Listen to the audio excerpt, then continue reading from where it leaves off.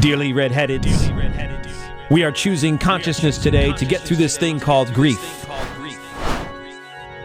Interesting word, grief. It means love, which makes for a mighty good joke. But I'm here to tell you, there's nothing else. Just joy. And if the big picture tends to bring you down, go crazy once your life goes. Woo! Hi, Joanne. How are you doing? I'm doing really well. I am so glad you're back with me. Carrie was with me, I don't know, a few months ago, and it was very dynamic, and I appreciate you doing this again. Thank you. Oh, you're welcome. You're welcome. Thank you so much for having me back. You're welcome. I thought I catch, because you're on my radar, I catch some of your content, which I always thoroughly enjoy because of how much it does for others. Are you still semi-retired, or just explain what portion is content driven to what ends, and then what you're doing as far as one-on-one therapy, or don't you do that anymore? Yeah, I'm sure that's people probably are puzzled by what I'm actually doing. So I am a semi-retired psychologist. And what that means is that these days I'm not doing one-on-one counseling, but I am providing support to people through a membership. So I've got a couple different ways in which I support people. Obviously, one of them is through education with the podcast, Breaking Free from Narcissistic Abuse. I also go live every Tuesday afternoon on Facebook, YouTube, and TikTok for an hour at 4 p.m. Central Standard Time. And then I have an app that's launching here next week called Reclaim You. It's one word. It's Reclaim You. It's really two words. One word, kind of, those two words are crammed together as one word. And it's a AI-powered personal coach that you have in your pocket that can help people heal. And the final bigger thing that I'm doing where I do have live contact with people is through a membership where I offer support from all the way from education and community support to live online coaching sessions that occur several times a week. Neat. So different sorts of memberships depending on what they want to get out of it. Exactly. And different price points depending on a person's their needs. So I'm trying to have something that's available regardless of where you find yourself, because so many people after this type of abuse experience financial abuse. Yep. And they have limited resources and limited means. And that way there's still live support at all levels. You know, I do a monthly live Q&A at the lowest support level, which is $5 a month, all the way to where you can get more personalized live online coaching at the top level. But there's something for everybody. I'm going to ask you something. I have had psychologists on. I've had coaches on.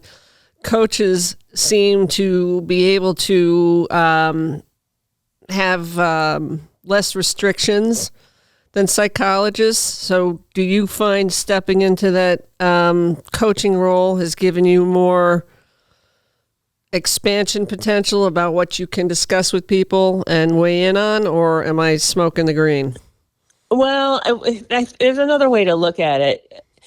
Psychology is a profession. Psychologist is a regulated profession. Even the title is regulated, meaning that each state has licensing laws of who can qualify and call themselves and treat people as a psychologist. So we don't have a unified national registry of psychologists or a national regulation of psychologists. It's literally state by state. You have to reside in that state, and you have to be treating patients in that state. And that then causes limitations now that we live in a more online, digital, global community, because then that means legally treat somebody in a state that I'm not residing and licensed in. Okay. That's the heavy, and I can't even call myself a psychologist because I'm not licensed, if I'm not licensed in the state that I'm residing and treating clients in. It's extremely challenging. Coaching allows people in that realm to it's not circumvent, but to be able to help people in a useful way without having to deal with the regulatory limitations. Okay. But on the other hand, coaching isn't therapy. And I think it's really important that people who are licensed don't think that, who'd like to see people outside of the state that they reside in, don't see that as a loophole of like, oh, I can do therapy with others and do it nationally or globally by calling myself a coach. That's not kosher either.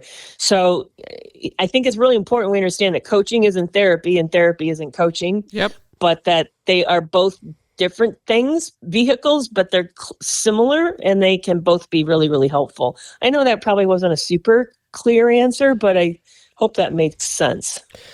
I am just, the answer was fine. And I am just glad that you can do both and disclose what capacity you're acting in with any particular person, which just sounds like you're very clear on. Yeah, it's important to be clear on that. And I think there's where I get worried is that I don't think people should be practicing outside their sphere of competency, for one, but also outside the boundary of what both parties think is happening. So, and they do look a little different from each other. Coaching tends to be more here and now. It tends to be more practical, solution focused, strategic.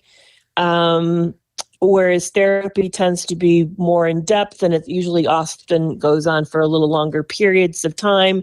It tends to have a scope that is not just the here and now, but also includes, it may or may not include the past, depending on the person's style. But I think it's really important that whoever you're working with understands the scope. I think that's really important, is the scope. And I just don't, I get uncomfortable if I feel like people are trying to find, I mean, granted, it provides me the availability to work with others to be doing coaching instead of doing therapy, but it shouldn't just be a loophole for people to take advantage of.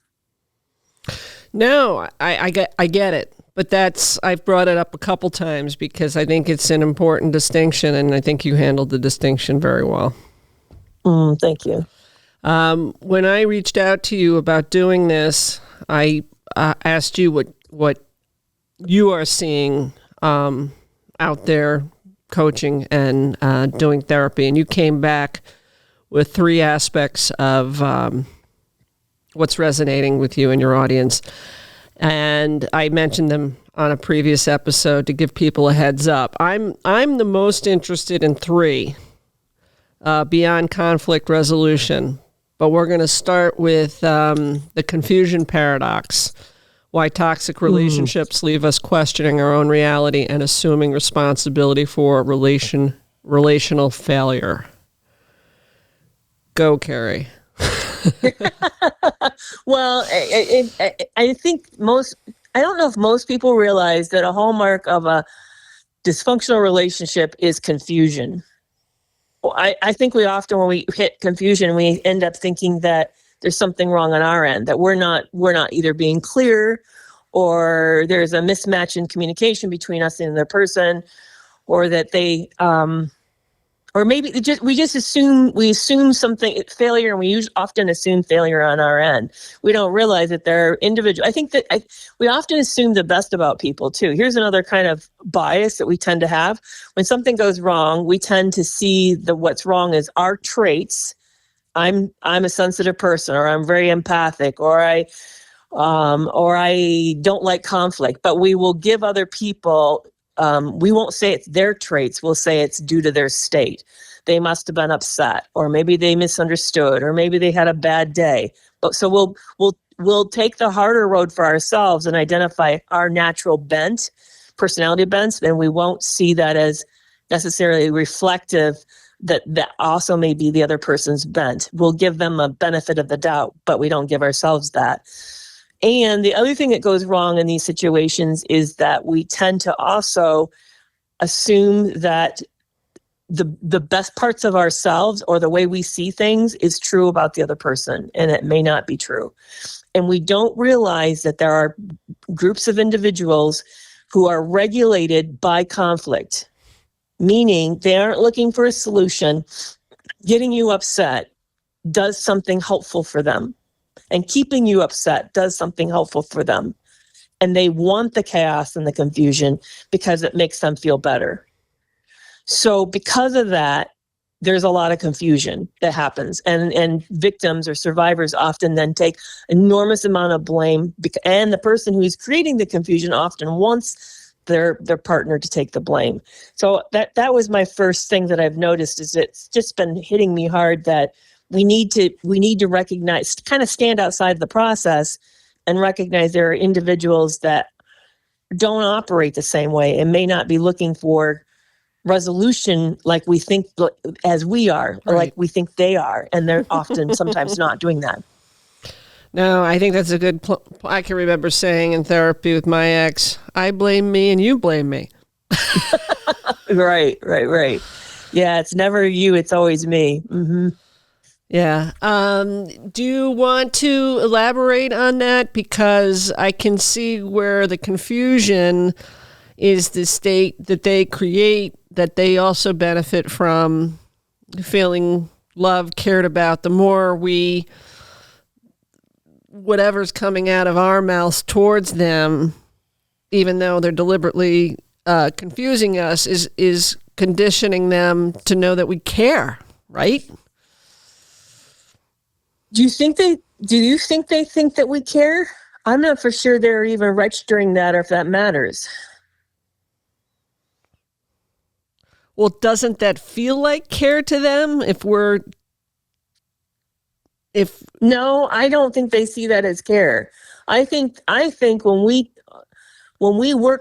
the person who's trying to resolve things and get it back on the even keel, who's not stirring it up, but actually trying to find a solution, but often being blamed as the problem, I think that the other person sees that as sort of, and this is just I'm just making some guesses here. I don't know this, but so it's certainly not based upon research, but I think that they sort of see that as exploitable, gullible. That works to their advantage. Interesting. When I was in the midst of all of that, I kept thinking, he's going to appreciate my long suffering. He's going to appreciate how calm I am and how hard I'm working to get us on an even keel. He's going to see that as, look at what a helpful, supportive person I am. And I don't know. I don't think he thought that. I think he thought she's silly. She's being duped here. I wouldn't, she's being pitiful. I would never put up with this. Wow. A good point. But a lot of victims make the assumption that I made, the same assumption that you did. They're going to see this as love, and they're going to see me as I'm modeling better behavior, and they're going to see this as a better way. It never got better, though. Right. It just got worse. Right.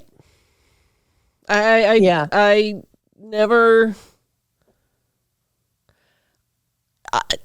Well, it just speaks to why these conversations are important, because there is so much, unless you have these type of conversations, there is so much that we do that plays into why this takes so long to come out of.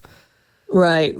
I was talking to AI, generative AI, about the different worldviews. And I said, no wonder we struggle, because there's a competitive and cooperative worldview, and a lot of victims come at things from a cooperative standpoint, whereas they're dealing with someone who's competitive. And AI came back and goes, yeah, well, that's 2 of 6.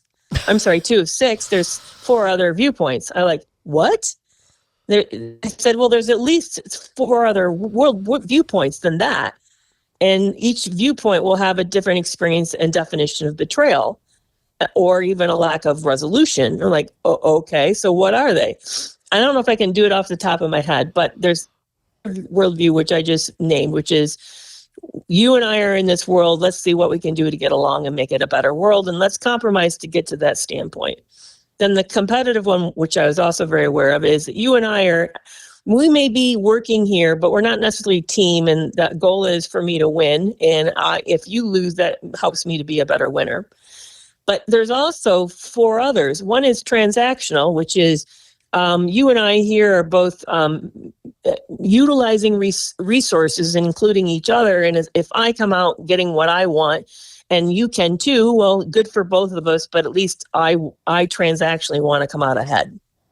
There's also then the utilitarian, I can't say that right, the viewpoint of things being useful, which is as long as it works and it is efficient, then this is a success. And then there's the predatory, which is I'm here to get whatever I can, and you're here to help me get what I want towards that end. And then there's one more, and let me see if I can think of what that one is. It's more along the cooperative. Oh, it's the collaborative. The cooperative is, think of cooperative like communes, and then collaborative is like more like we're working as a team. We're all in this. We're like a softball team, and we're trying to work towards the same goal. So all these different worldviews then also experience betrayal differently. So we assume, though, whatever our world, and the other thing that kind of blew my mind, let me back up, is that each of us could assume, well, I'm always collaborative. That's what I thought. I'm always collaborative. But I realized as I was looking at each of these worldviews that when I get stressed, I move into competitive mode. So I'm not always collaborative. If I'm feeling kind of under duress or tension, I may move into a mindset of I want to beat and win. And that's true for a lot of us, that we're not just one state. We're moving based upon what our state is at the moment, whether or not we're feeling safe, whether or not we feel safe in the environment we're in, whether or not we like the person, whether or not we're under stress, whether maybe there's a resource deprivation situation. I mean, think of it though, if the world order fell apart, all of us would get quite competitive with each other. And that when we're dealing with whenever our partner is, we often assume that their worldview is the same as ours, and that's often not. Right. It's often quite different than ours. And when that's different, that's when we get into trouble, is that we're not, that's why you can say, well, my intentions were good and I thought we both wanted to come out ahead. And they're going, yeah, but my definition of coming out ahead is different than yours. And the way you did it, even though you think it was a good reason and a reasonable way to do it, could feel like a betrayal to me. Does that make sense what I'm saying? It makes a ton of sense. And I think, and my response to you is when you start with cooperative and competitive, my brain goes to female, male, because absolutely when I have more pressure on me or I'm trying to process a bunch of stupid human experience 3D crap, I get more competitive because I don't want to waste my own time and energy. Right. So and to me that's much more masculine.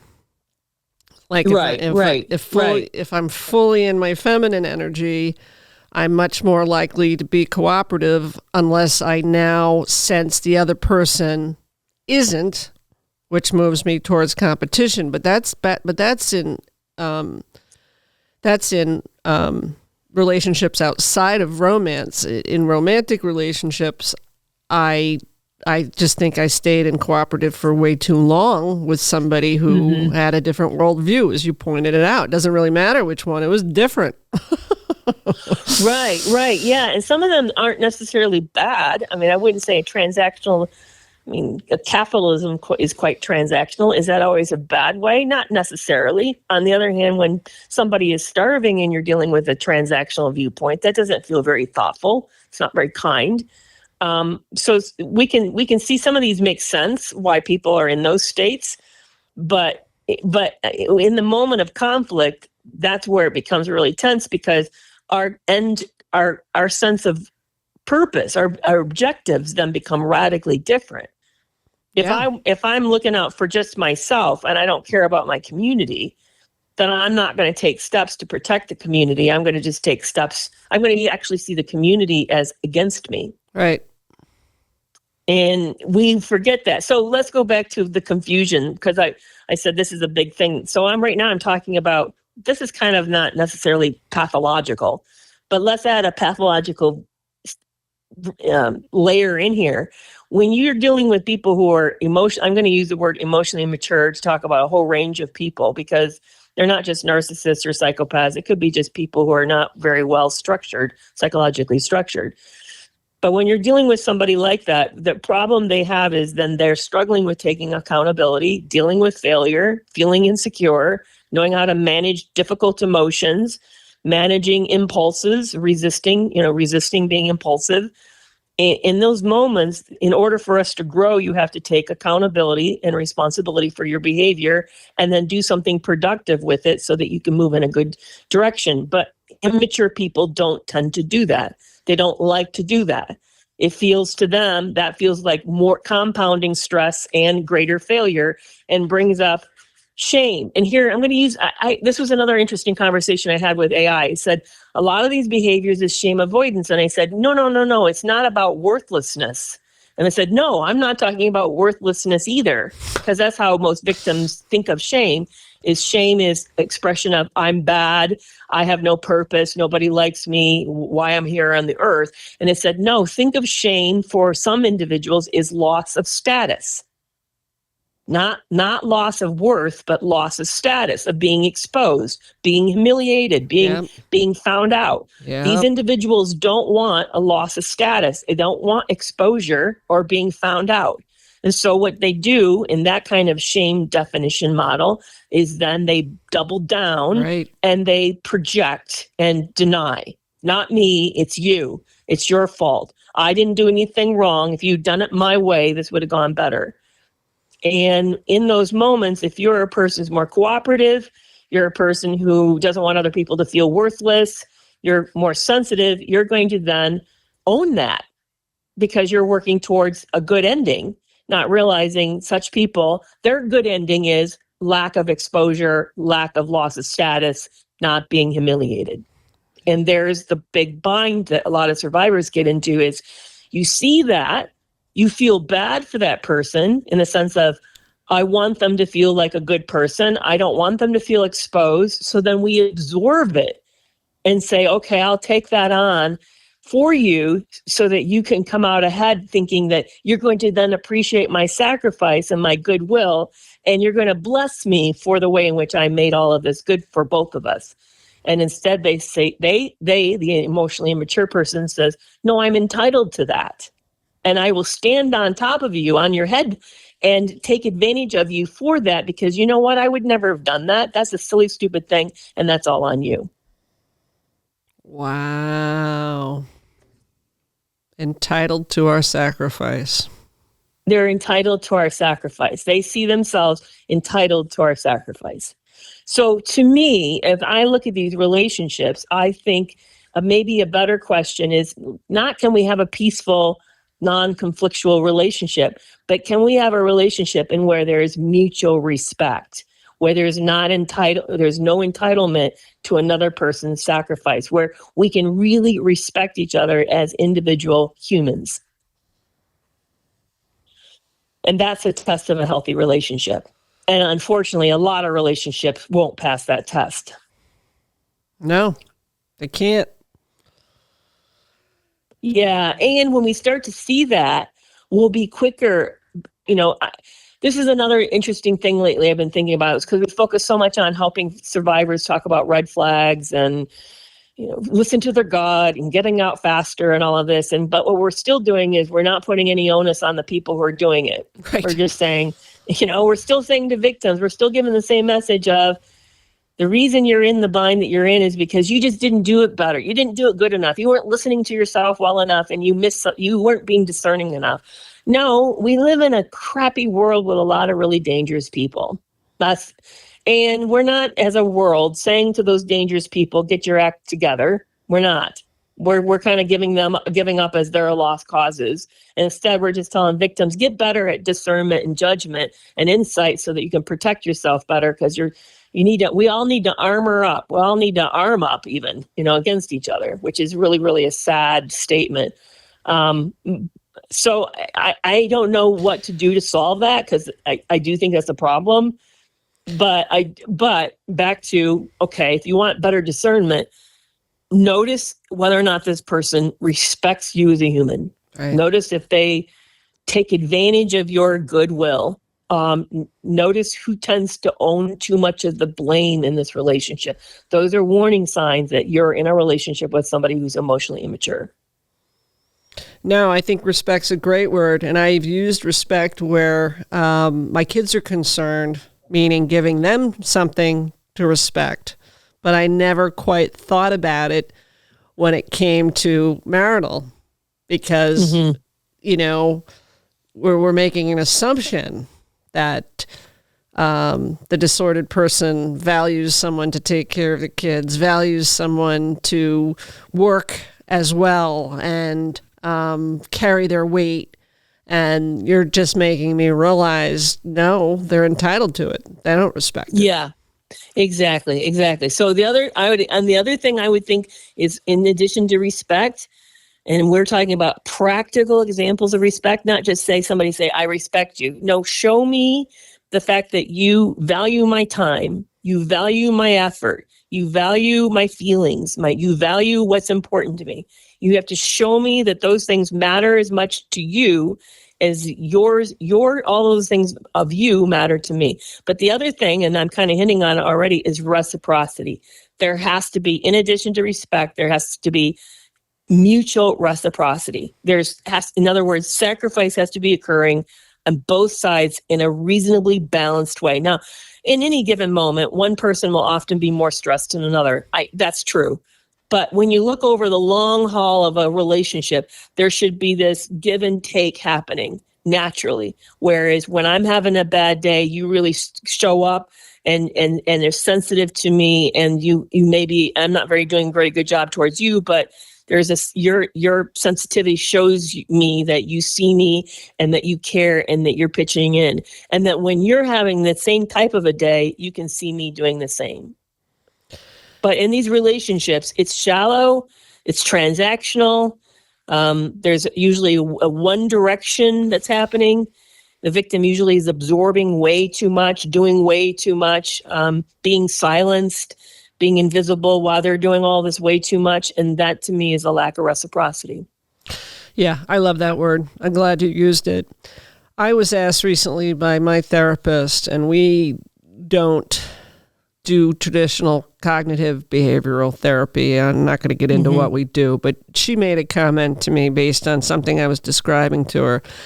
And she said, "Why didn't you leave?" And I said, "Why didn't I leave?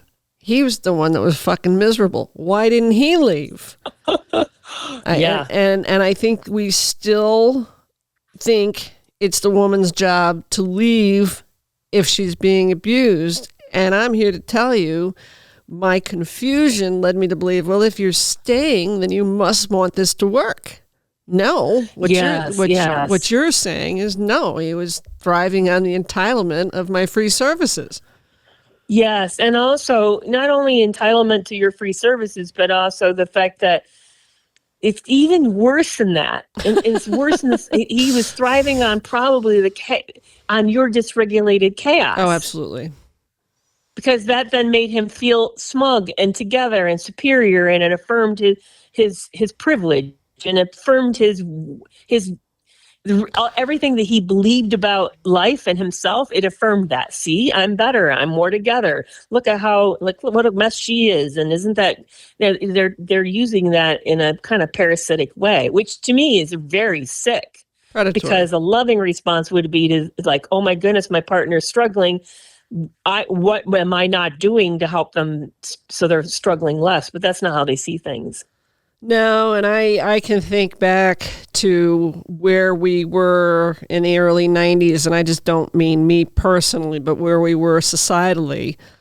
And, the fact that I wanted to work, the fact that I wanted to be home with my children and create an environment financially that afforded that, I didn't want to utilize daycare. I mean, I must have been checking his boxes in ways. You know what I mean? Like I do know what you mean. oh my Yeah. God. I mean, Yeah, sign me up, right? My marriage in that period of time he wasn't a narcissist, but he had some narcissistic traits. And he one time actually said to me, this is my late husband, he one time said to me, I want the life that my dad had. And I'm thinking, yeah, but that's at a cost to somebody. That's, you just because you being male doesn't entitle you to that any more than me being a woman means I'm not entitled to that. But I just find that I did the same. I kind of made the same error that you made. And I'm hoping, I look at my sons today, they don't have that belief. I didn't, well, maybe it's because I raised them not to, but I think this new generation of men coming up, the young millennials, meaning on the end of it, coming into Gen Zs or the Gen Zs, I don't think they have the same mindset. At least I'm hoping not. Yeah. I think Gen Z is up against a lot because our generation was waking up to the trauma of what we endured and tolerated, which makes for some adversity. But I was saying, and it's funny that we're talking about this stuff, and we're at the end of number one. So just let me synthesize this. I've been talking about this week in my previous episodes AI, so I'm really glad you brought that up. I've been talking about conscious capitalism. And then where Gen Z is concerned, my new producer's a Gen Z, which is, it's a pleasure to have his insight here because of that generation demanding more from our generation as we stumble and trip. But regardless of being somewhat low contact with my sons, if I taught them nothing else, I taught them how to pick a life partner. And I'm like, well, there's that. Yeah. I'm seeing. Don't do what I I did. have very, very close relationships with my sons, and they're my closest friends. And they're not like the men that I grew up with, and they're not like the men I've been in relationship with. They're different. Yeah, very different my people. boys are unfortunately inundated by it. So stay tuned. That's interesting. Yeah, That's interesting. Well, thank you for this conversation. It was you're welcome. really interesting. I love talking to you. We're going to end one and go into two. Thank you for listening and supporting Natural Born Redhead. If you follow the bouncing balls, please like and subscribe. If you know someone interested in sparing others grief and inciting joy, message me on Facebook or reach out via my website, Natural Born Redhead. J Ma.